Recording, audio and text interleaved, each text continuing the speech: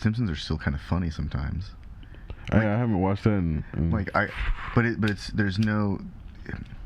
Okay, so like with a lot of these stories, there's a continuous storyline that you can kind of follow, and Simpsons never really had. They had story arcs, and occasionally you had these like long-term narratives that would occur, but it wasn't really like,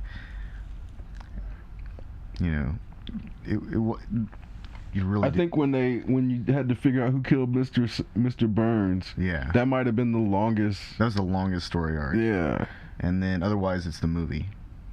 But there were only a few multi-part episodes, and none of them really.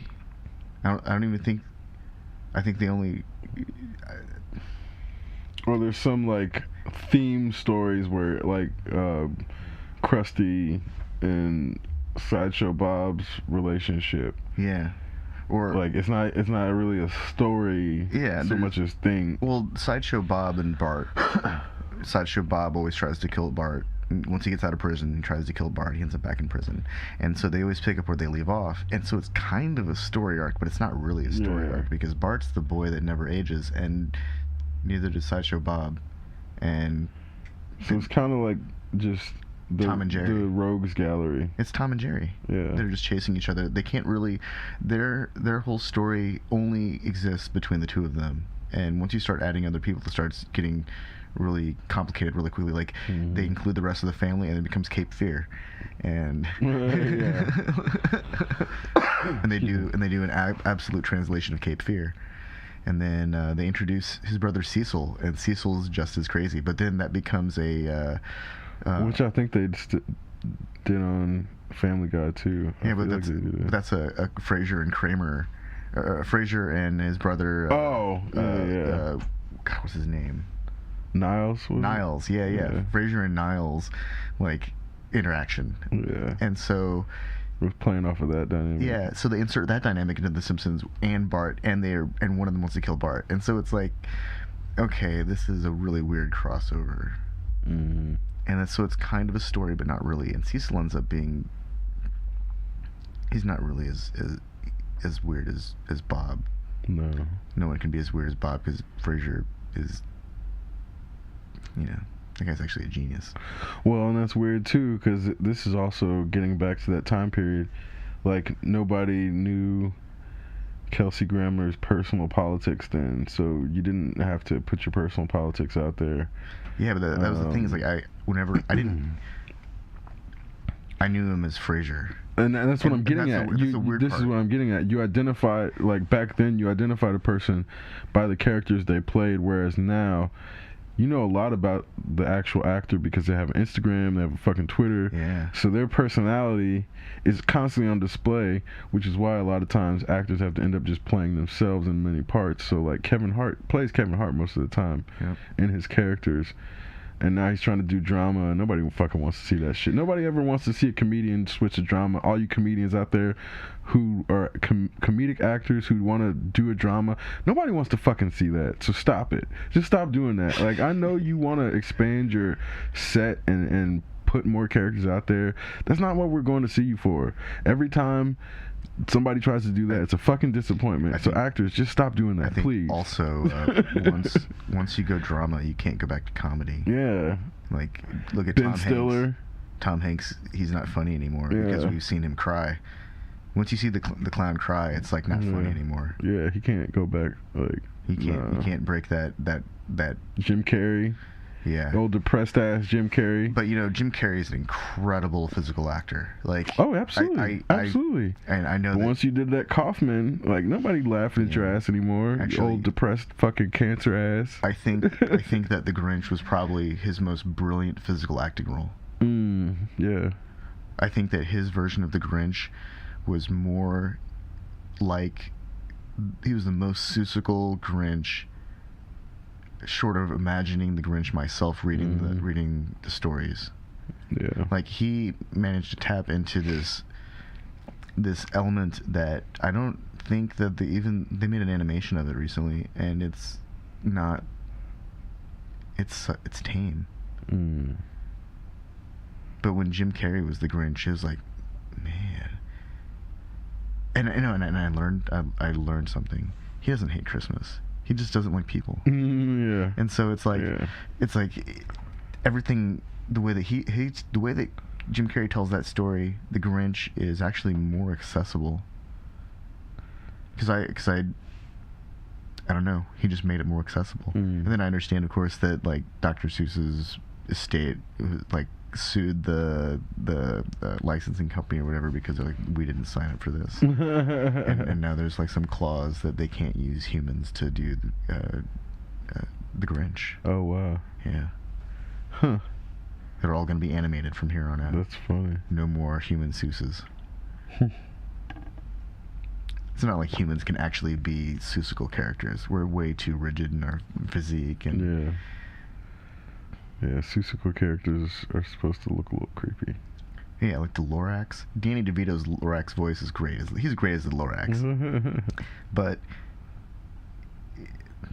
what is a Lorax? That's like not even a creature. That's a thing. Like that's a Seussical thing. And like, it would look so weird. Like I don't think that the world is really. I don't think we could handle that kind of illustration for a movie. I think that stuff is like. I think that stuff is really like left in the imagination. That's best suited in the imagination of children. Because when I saw the Lorax movie, I was like really pleased because it touched all the right notes, but it wasn't the same because somebody else was telling me what to see. And before, like, you know, as a child, when you read that stuff, cartoons don't compare. Because, I mean, at least my imagination was pretty fucking awesome. I had great times reading stories. I still watch cartoons. So do you. Oh, yeah. So like, I mean, I know you understand. Like, let's watch Reign of Superman. Like, yeah, that was so good. Yeah. I enjoyed that so thoroughly. Well, and we both knew the story, like what was going to happen, but it was still good enough to watch the whole thing play out because they did it well enough. They made the characters interesting. I was really pleased with Death of Superman in the first place, just because knowing how it played out and then knowing how they did it in Batman vs Superman. This felt like what the comics in the 90s did in an updated animation style that did the comic justice and the storyline justice in a way that I think is hard for people to realize. When you're looking at Death of Superman, you're supposed to look at it with your childhood lenses on, and you're not supposed to look at it as a fucking 35-year-old man. That's how I feel about the Indiana Jones movies. Exactly. Those are children's movies. I watched the Indiana Jones movies. Yeah, and you're supposed to look at it with fucking kids' lens. You're not supposed to look at it as a 35-year-old man. They just added it all to Netflix. I just powered through it the other exactly. day. Yep. I love those movies. Did you watch it, Temple of Doom first? I did. That's right. Yeah, I did. Well, it was funny because I did it intuitively because I was reading I read the movie descriptions, and I'm like, I'm gonna watch this one first because I'm like, I don't remember I thought Raiders of the Lost Ark was first, but this one sounds like it should go first. I'm gonna watch this one first. Well, there are no Nazis in it. Nazis happen in Raiders of the Lost Ark, right? And then they happen in Last Crusade, and then in that Crystal Skull one, it's Germans or Russians. So it kind of makes sense through the timeline. The adversaries, not but really. It doesn't with the clothing choices because you're like, no. I'm like, wait, what? Yeah, his clothes shouldn't have existed then in the beginning. And I think some of the cars too. Yeah. Like, I feel like some of the cars that were like, did y'all remember that you're supposed to be in like the 30s or something right now? This is like a fucking Delta 88 or some shit. Like, I don't remember which cars it were, but I'm pretty sure a couple of them weren't time accurate in that movie. I feel like it was the airplane in Temple of Doom that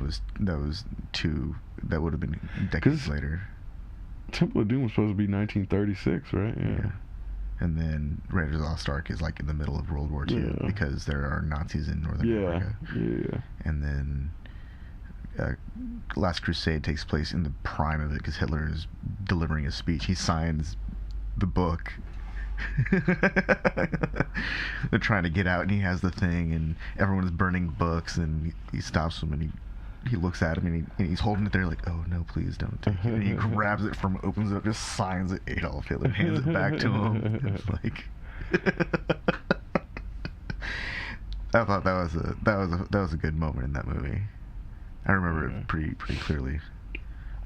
But yeah, those are kids' movies too. Mm-hmm. Totally. Yeah. It's funny. I saw Aquaman, and there's only a couple. There were a few things that were wrong with the film in the sense of DC movie universe has a hard like they have a hard time with continuity. It seems like, I don't know if it's because of focus groups or whatever. I couldn't tell if it took place before, after, or during Justice League. And that's exactly one of the things that bothered me about it. But there were certain times where it was like they kind of made it clear that it was supposed to be after Justice League, but there were some continuity errors. Like during Justice League, he had the armor. He didn't run around with his fucking shirt off, which is like. And his mom's tried and didn't do that before. Exactly. So that's kind of where it's like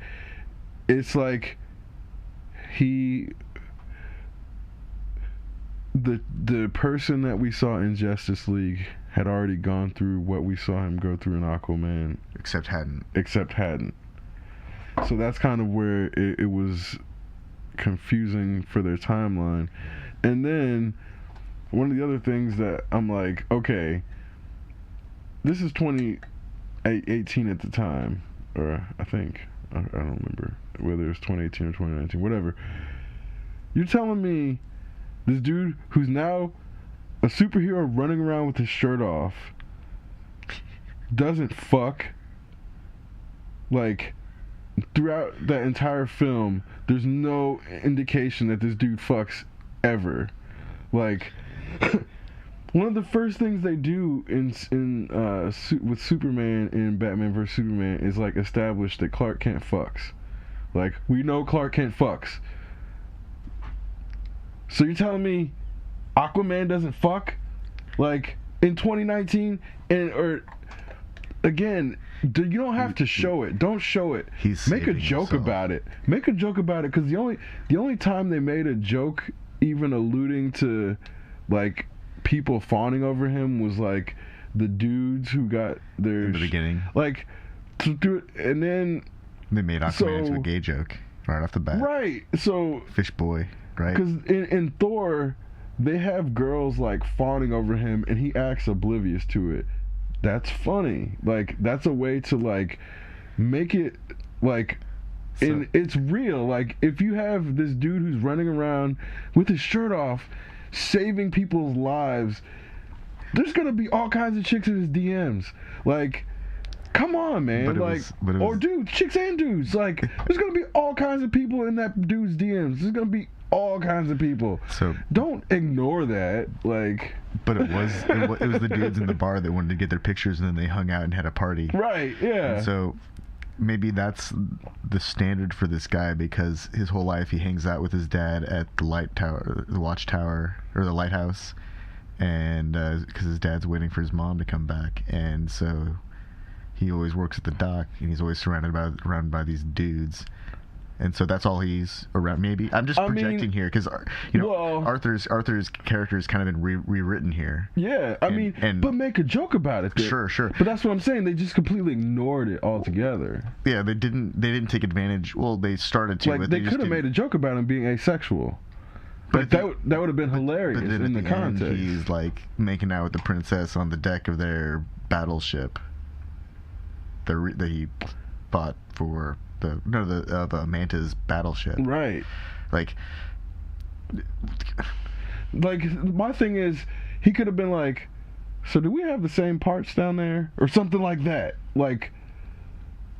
Yeah, because so yeah, like exactly. when they're making out, because in you know what I'm saying? In Justice League, they made sure to let everyone see his tattoos when he took off his jacket and was walking away from Bruce and was like, "Sorry about you, blah blah blah. Here's taking off my jacket, walking into the water." You know, and everyone's like, "Oh, this is why we're gonna go see this movie." It's like, oh shit.